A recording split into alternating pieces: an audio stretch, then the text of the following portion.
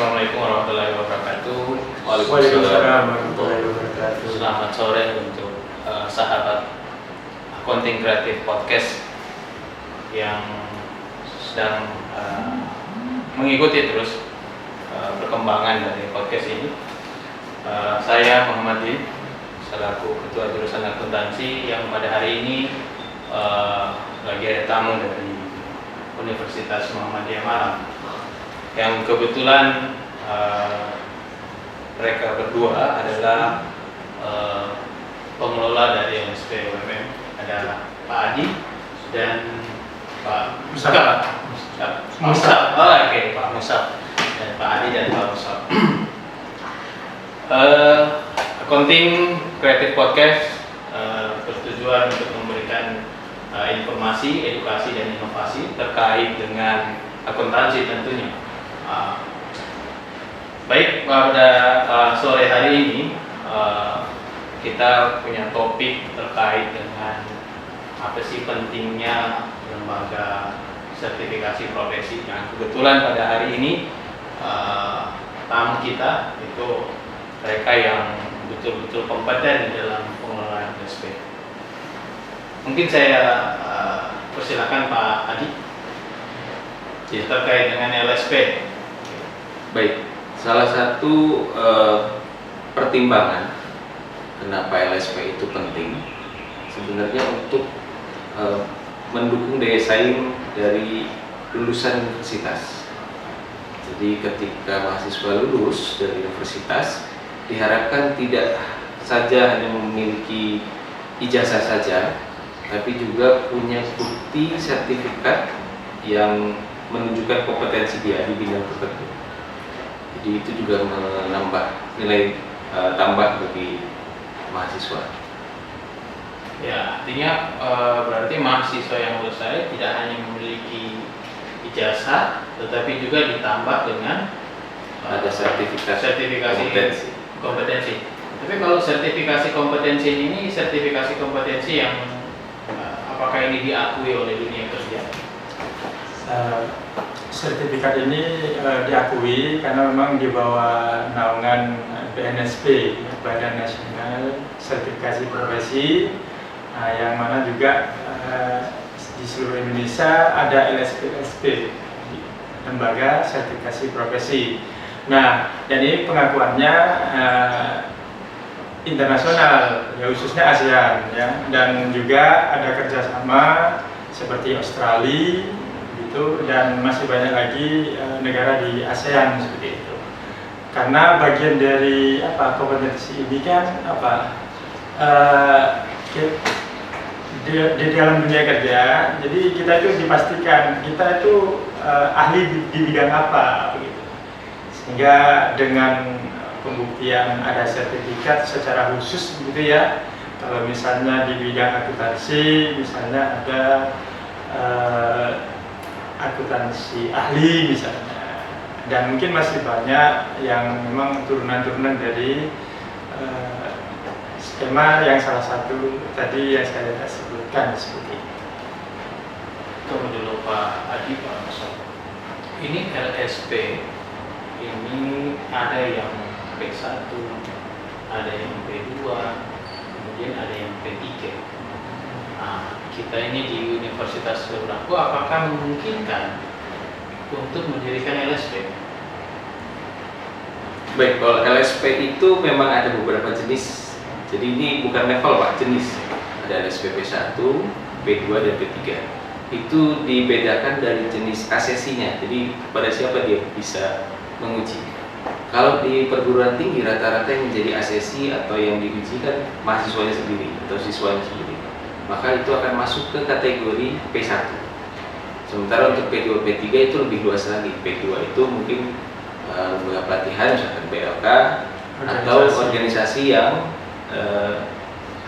bisa menguji tetap hanya bagian dari organisasinya. Sementara kalau P3 itu lebih luas lagi. Kalau P3 secara umum lah, biasanya dimiliki oleh industri atau asosiasi profesi. Ya. Berarti Universitas Berlaku bisa dong buat LSP ya? Bisa. Jadi gini, menambahkan saja dari apa yang disampaikan Pak Adi tadi. Kalau LSPP1 itu kan namanya bisa institusi. Misalnya kalau di UMM itu LSP UMM menaungi semua prodi. Jadi di dalamnya nanti banyak skema. Kelebihannya itu tidak per masing-masing fakultas. Berarti untuk tidak, satu universitas ya. bisa melayani semuanya. Bahkan vokasi juga bisa masuk di situ. Karena kalau di UMM itu ada tiga dan ketambahan sekarang. Tapi yang sudah ada itu karena sebelumnya masih 3, itu juga kita naungi. Nah, kalau LSP P2 tadi organisasi, lingkupnya sebatas itu. Nah, kalau LSP P3 memang ini sifatnya khusus, misalnya LSP kewirausahaan. Jadi ingin fokus di situ saja. Dia memang kalau LSPP 1 bisa istilahnya menelorkan istilahnya, tapi tidak bisa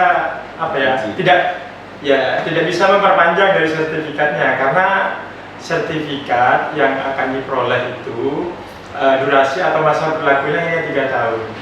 3 tahun.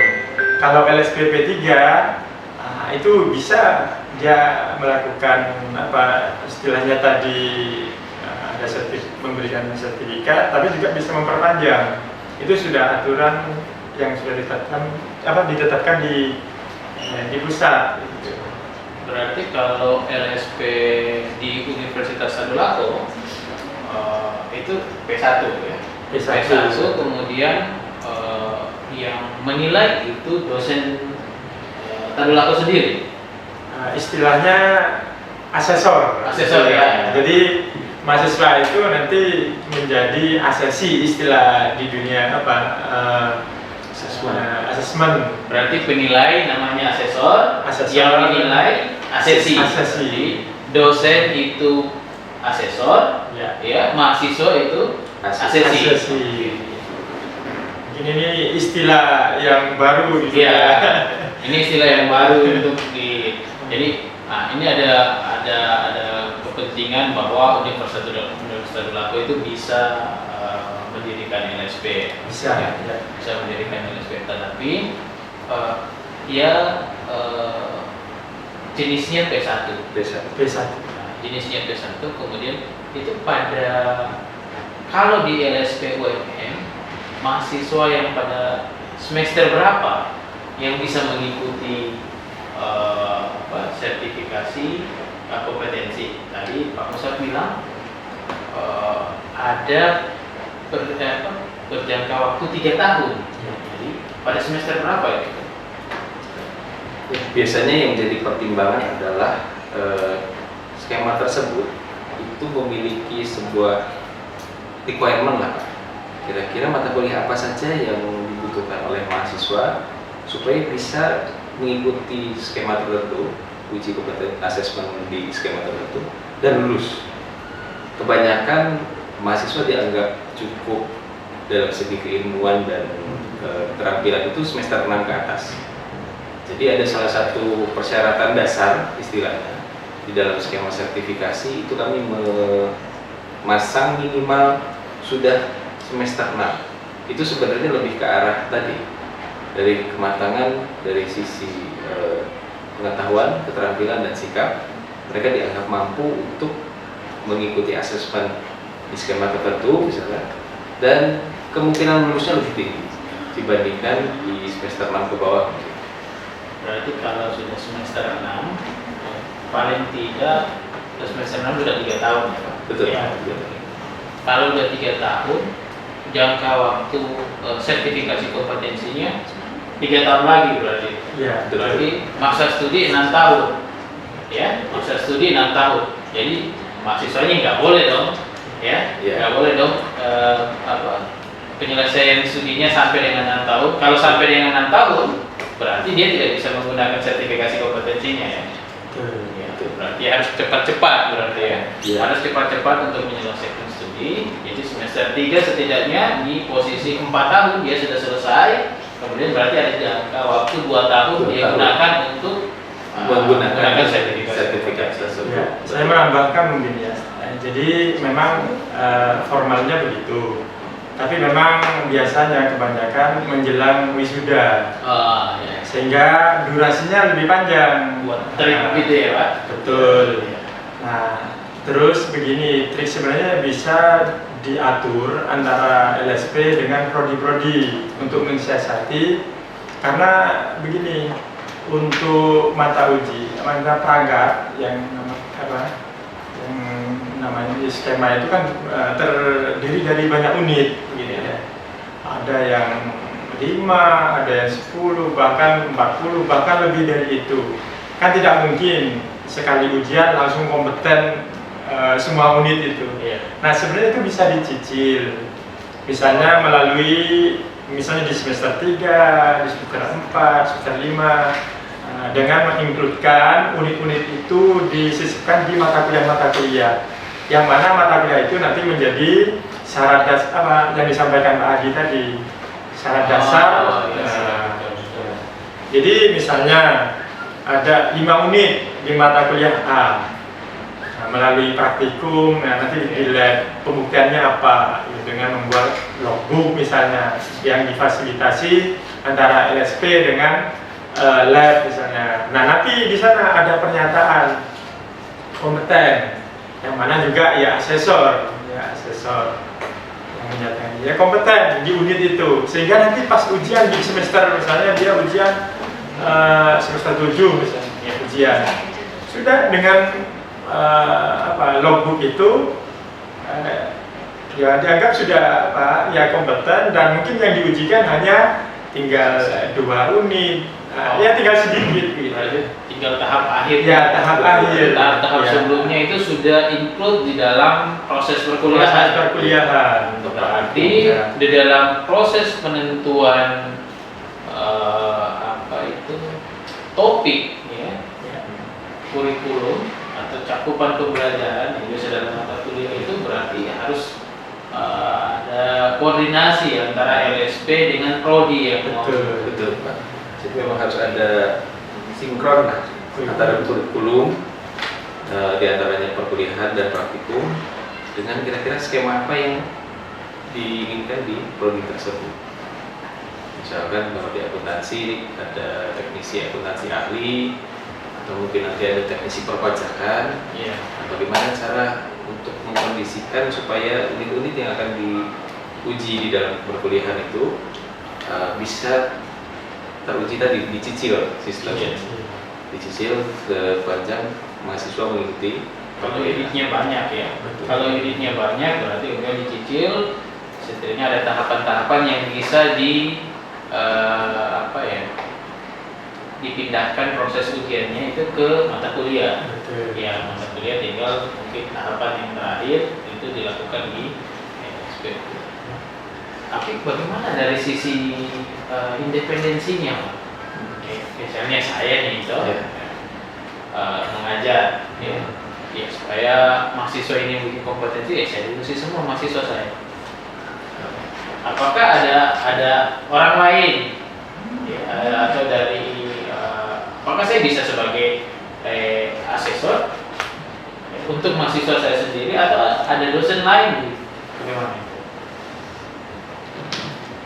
Ya, kalau dari segi itu memang malah ada ini ketentuan ya, yang mengajar jangan menguji. Itu biar tidak ada kesan tinggal memposisikan dia mau sebagai asesor apa dosen. Mas takutnya nanti munculkan nilai kasihan. Kalau sudah nilai kasihan berarti kan secara etik berarti asesornya tidak profesional, bahkan kompetensi sebagai asesor kan dipertanyakan juga. Dengan itu ya ada inilah semacam tadi, kalau mengajar berarti ada teman sejawat yang akan menilai, entah itu berupa portofolio atau mungkin berupa video praktiknya dia, kan begitu ya. Dengan catatan-catatan itulah nanti ya dinyatakan yang kompeten, dan itu nanti menjadi laporan ketika dia mau uji kompetensi akhir istilahnya.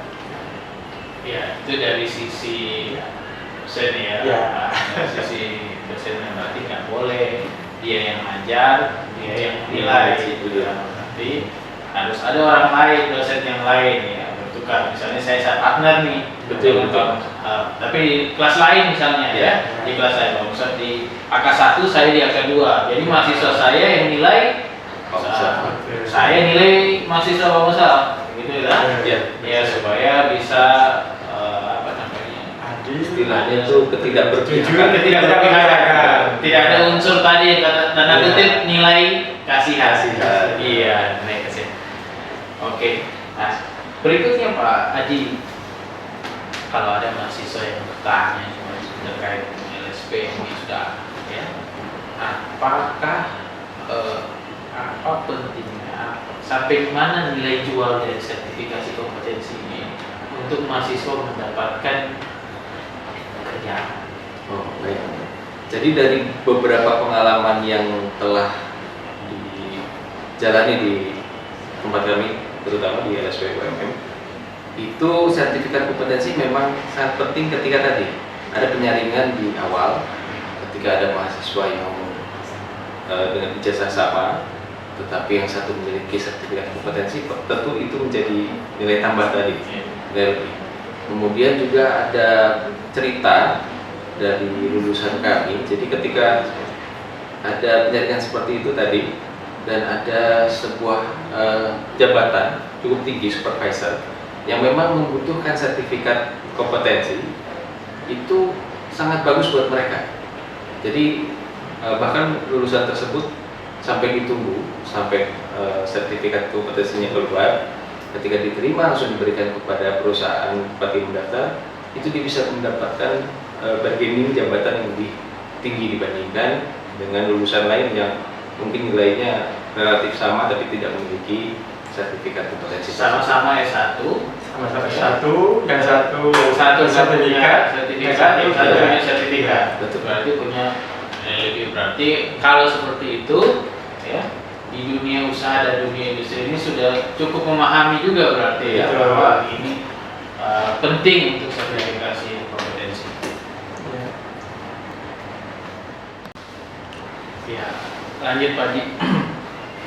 Ini sudah ada penjelasan terkait dengan nilai jual sertifikasi dan perbandingan antara yang memiliki ijazah S1 dengan yang tidak memiliki. Tentu punya posisi tawarnya di dunia industri itu lebih tinggi yang memiliki sertifikasi ya, dibanding dengan yang tidak memiliki sertifikasi.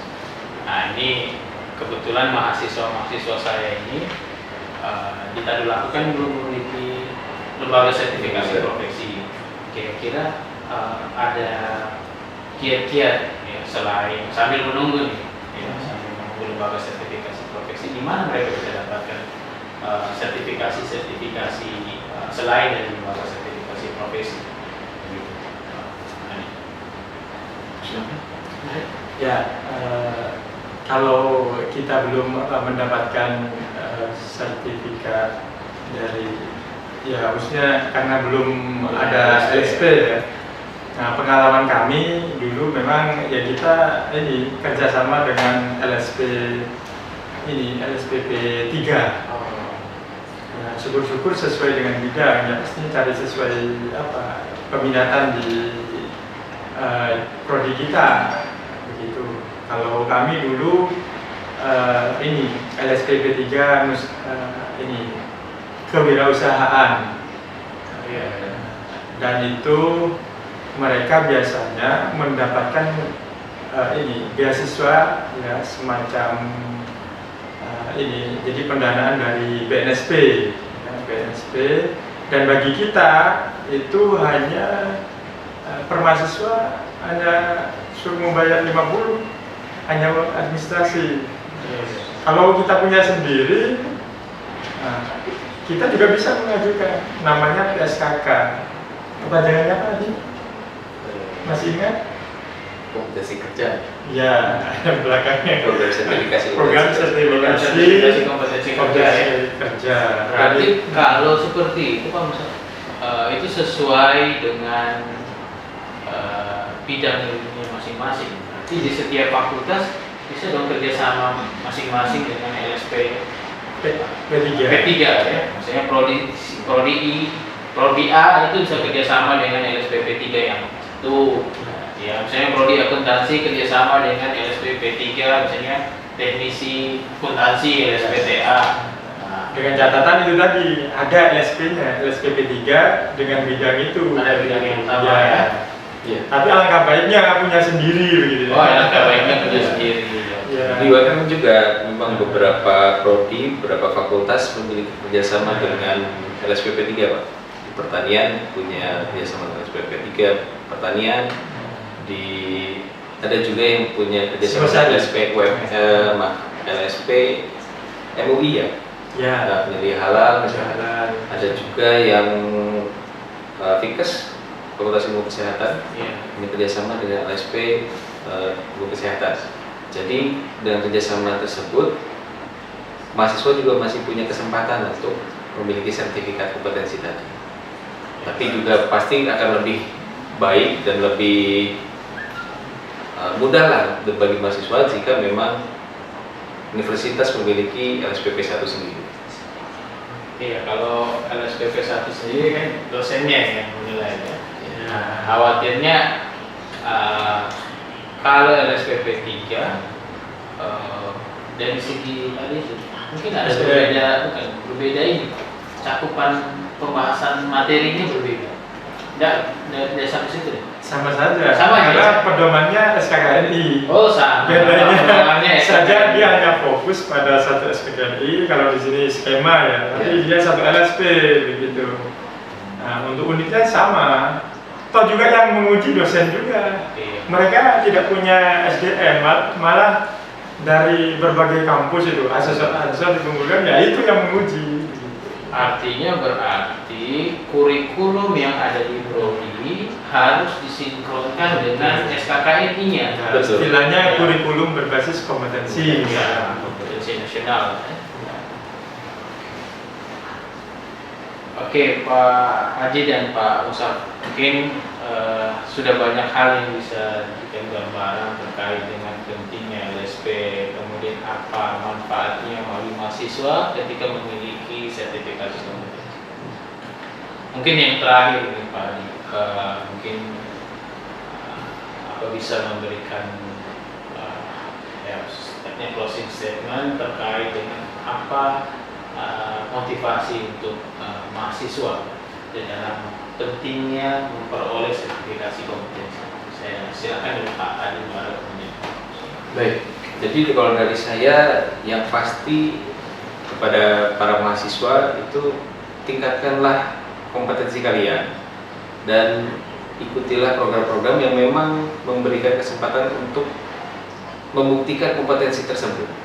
Bisa dengan mengikuti pelatihan, mengikuti sertifikasi kan tidak harus di LFP saja. Mungkin ada beberapa lembaga-lembaga yang bisa memberikan sertifikasi, itu sebenarnya bisa memberikan kesempatan kalian lebih kompetitif di dunia kerja nanti.